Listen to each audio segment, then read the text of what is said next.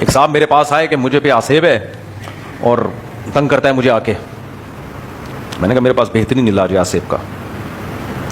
کیا علاج ہے؟ میں نے کہا آپ آئے تو رکھ کے چماٹ لگاؤ اس کو. اب دوبارہ آسیب آئے نا, انہوں نے کہا شیطانی شکل میں آتا ہے ایسے, یہ بالکل شکل پر یہ آ جاتا ہے اور میرے اوپر میں کانپ رہا ہوتا ہوں. میں نے کہا اب آئے رکھ کے کیا لگانا ہے؟ چماٹ. کہہ رہے بھائی کیا باتیں کر رہے ہو؟ میں نے کہا بھائی لگا دو نا, کچھ ہوا تو اس آسیب کو میرے پاس بھیج دینا. بولنا اس نے چماٹ مارا ہے. تو انہوں نے پھر مجھے بتایا کہ الحمدللہ جب سے میں نے یہ فیصلہ کیا نا آئے گا تو رکھ کے لگاؤں گا, آیا ہی نہیں ہے, آیا ہی نہیں. تو اب ہمیں دیکھو جن تو نظر نہیں آتا کہ رکھ کے چماٹ لگائیں, عامل نظر آتے ہیں جو جنات کو بھیجتے ہیں, تو احتیاطاً اسی کو لگا دو. پھر کیا خیال ہے؟ کوئی عامل آپ کو آئے بولے میں جن بھیج رہا ہوں, چڑیل بھیج رہا ہوں, ہر عامل کو جا کے بلا وجہ نہیں کوٹنا شروع کر دو, ایف آئی آر کٹے گی, کیس ویس ہو جائے گا.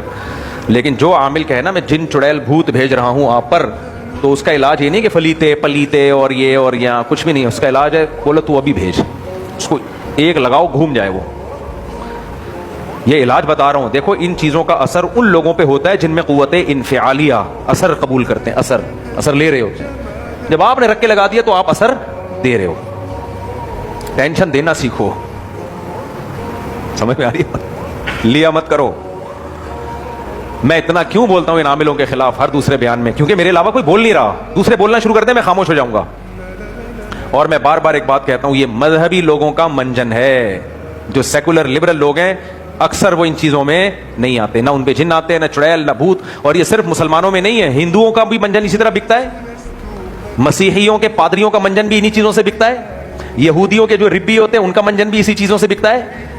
جب مذہب کی اوریجنل تعلیمات پہ عمل نہیں ہوتا, مذہبی لیڈر کے پاس نالج ہی نہیں ہوتی, لوگوں کو حلال حرام بتائے, جائز ناجائز بتائے, جب نہیں ہے تو وہ مذہبی اسکالر کرے گا کیا؟ پھر وہ اسی طرح سے لوگوں کو الو بناتا ہے. دیکھو آپ کو جب کسی سے عقیدت ہوتی ہے تو اس عقیدت کی کوئی وجہ ہوتی ہے یا بغیر وجہ کی عقیدت ہو جاتی ہے؟ توجہ ہے نا آپ لوگوں کی؟ کوئی وجہ ہوگی نا. جس ڈاکٹر سے عقیدت ہوگی بھائی اس کے پاس علاج ہے یار, حکیم سے عقیدت ہوگی یار وہ ایسی دوا دی تھی ٹھیک ہو گیا میں, کرکٹر سے عقیدت ہوگی یار آخری بال پہ چھکا مار دیا تھا اس نے, کوئی وجہ ہوگی نا. علماء سے عقیدت ہوگی بھائی یہ کیا ہے, علم بتاتے ہیں ہمیں, جائز ناجائز بتاتے ہیں, حلال حرام بتاتے ہیں. بزرگوں سے عقیدت ہوگی یار ان کے دل میں اللہ کی محبت ہم سے زیادہ, یہ گناہ سے بچتے ہیں, نظر کی حفاظت کرتے ہیں, ذکر کرتے ہیں, تلاوت کرتے ہیں, تہجد پڑھتے ہیں. سمجھ آ رہی بات؟ اب جو مذہبی اسکالر جس میں نہ تقویٰ ہو اور نہ اس کا وقت کے پاس علم ہو, وہ کہاں جائے گا؟ اس کا کیا ہوگا کالیا؟ سمجھ میں نہیں آ رہی بات؟ دیکھو مدرسے میں کچھ طلبہ ایسے پڑھتے ہیں جو پڑھتے نہیں ہیں, علم آتا نہیں ہے ان کو, نہ عبارت پڑھ سکتے ہیں نہ حدیث پڑھ سکتے ہیں, وہ ٹائم ضائع کیا ہوتا ہے انہوں نے, ایک بھیڑ چال کی طرح چل رہے ہوتے ہیں.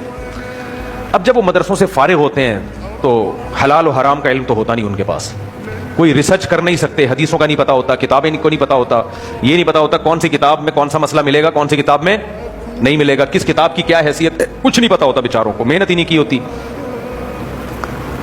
دوسرا طریقہ یہ ہوتا ہے کہ بھائی نیک بن جاؤ, بہت وہ لمبا پروسیس ہے, بہت کیا اس میں کیا لگتا ہے, کیونکہ آپ جوان آدمی نیک بن بھی جائے گا تو لوگ مانتے نہیں اس کو نیک, ہاتھ پاؤں کوئی نہیں چومے گا اس کے, بولے ابھی لونڈا لپاڑا کل کا پتہ نہیں کتنے دن کا نیک بنا ہے.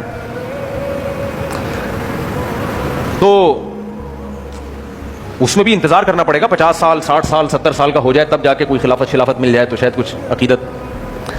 یہ دونوں کام کیا ہیں؟ مشکل. تو اب مذہبی اسکالر کے لیے, اچھا عیسائیوں میں ہندوؤں میں تو مسئلہ یہ ہے کہ ان کے ہاں تو علم ہی نہیں ہے نا حلال و حرام کا, یہ تو مسلمانوں میں ہے نا جائز ناجائز. مسیحیوں بیچاروں کے پاس تو حلال و حرام کا علم بچا ہی نہیں ہے 2-4 چیزوں کے علاوہ. تو ان کے مذہبی اسکالر کیا کریں پھر؟ کیا خیال ہے؟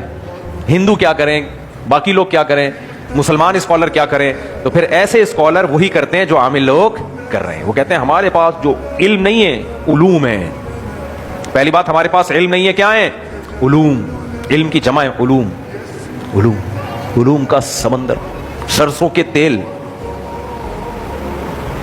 اب یہ علم تھوڑی ہے سرسوں کا تیل یہاں لگاؤ یہاں لگاؤ یہاں, یہ علم نہیں ہے, اس کو کیا کہتے ہیں؟ علوم. بھائی اس کی کیا ریسرچ ہے؟ بھائی یہ ریسرچ تو مادہ پرست لوگوں کا کام ہے, ڈاکٹروں کا کام ہے. یہ ریسرچ سے علوم تم لوگ نہیں سمجھو گے. علم حاصل ہوتا ہے ریسرچ کے بعد, علوم کے ریسرچ کے محتاج نہیں ہوتے. علوم وہاں سے بزرگوں سے ملے ہوتے ہیں سینہ بسینہ. बुजुर्ग ने बलगम निकाला होता है सीने से, वो डायरेक्ट इनके पास, वो सीना बसीना होते हैं, ये उलूम है उलूम। अरे वो मुफ्ती तारिक मसूद इन उलूम को नहीं मानता, भाई उसके पास इल्म है, उलूम नहीं है। समझ आ रही है बात? उलूम बहुत ऊपर की।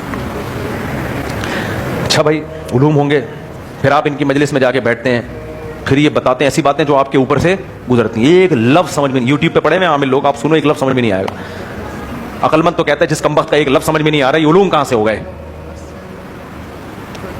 लेकिन बेवकूफ लोग पता है क्या कहते हैं, इसी को तो उलूम कहते हैं कि हमारी अकल से ऊपर की चीज है।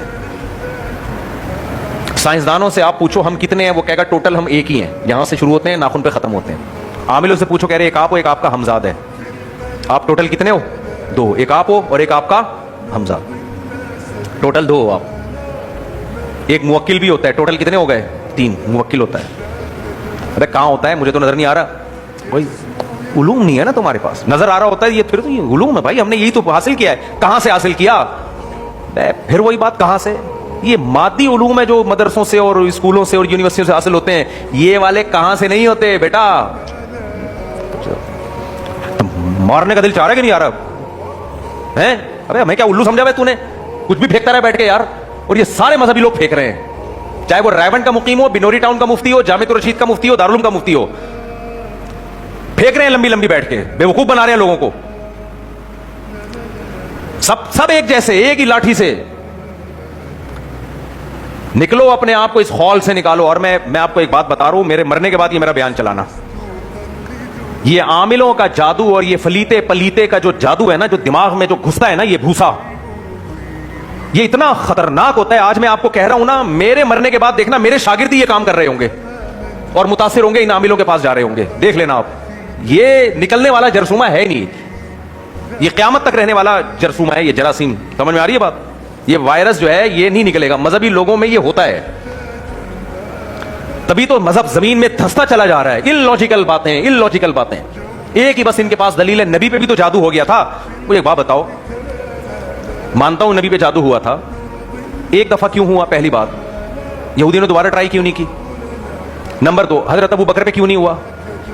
हजरत उमर पे क्यों नहीं हुआ? हजरत उस्मान पे क्यों नहीं हुआ? हजरत अली पे क्यों नहीं हुआ? तारिक मसूद साहब पे क्यों नहीं हुआ? भाई जिस चीज की जितनी हैसियत है उतनी रहने दो ना उसको। पूरा जोर लगा लिया यहूदियों ने, तो नबी पर थोड़ा सा अल्लाह ने असर होने दिया, इंतहाई मामूली सा असर, सिर्फ इतना कि थोड़ा सा यादाश्त पे फर्क आया। और उसकी भी उलमा ने हिकमत बयान की है, इसलिए असर होने दिया कि यहूदी बार बार आपको जादूगर कह रहे थे, अल्लाह ने आपसे सारे इल्जामात को बरी कर दिया। अल्लाह ने चाहा कि थोड़ा सा असर हो जाए ताकि इस इल्जाम से भी आप बरी हो जाएं, लोग आपको जादूगर ना कह सकें। होने दो असर थोड़ा सा। इन्होंने तो एक धंधा बना लिया है, जादूगरों ने हजरत मूसा के मुकाबले में जादू दिखाया, असर हो गया, लाठियां क्या बन गई? सांप। देखने में, हकीकत में नहीं। अब आप कहो देखो पैगंबर पे जादू का असर हो गया कि उनको वो लाठियां देखने में क्या लग रही हैं? सांप। सवाल पैदा होता है फिरौन पे क्यों नहीं हुआ? जब फिरौन ने उन जादूगरों को धमकी दी, तुम्हारे हाथ पांव काट दूंगा, जादूगर कहते ला भाई एक रस्सी इधर भी नहीं आई। मेरा ख्याल है बात इससे पता चलता है जादूगरों की ताकत और उनकी जो मिसमरिज्म और शोबदेबाजी है वो इंतहाई महदूद माहौल में, और वो भी जिन लोगों में कॉन्फिडेंस होता है, जो असर कबूल नहीं करते, उन पे होता भी नहीं है असर। हजरत मूसा को अल्लाह ने इसलिए होने दिया ताकि मुकाबला तो होना एक दफा। अगर हजरत मूसा घबराते ही नहीं और खौफज़दा ही ना होते तो लोग कहते यार ये तो खुद जादूगर है माज़अल्लाह।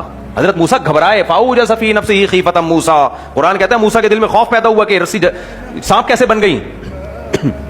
होने दिया ताकि मुकाबला तो हो।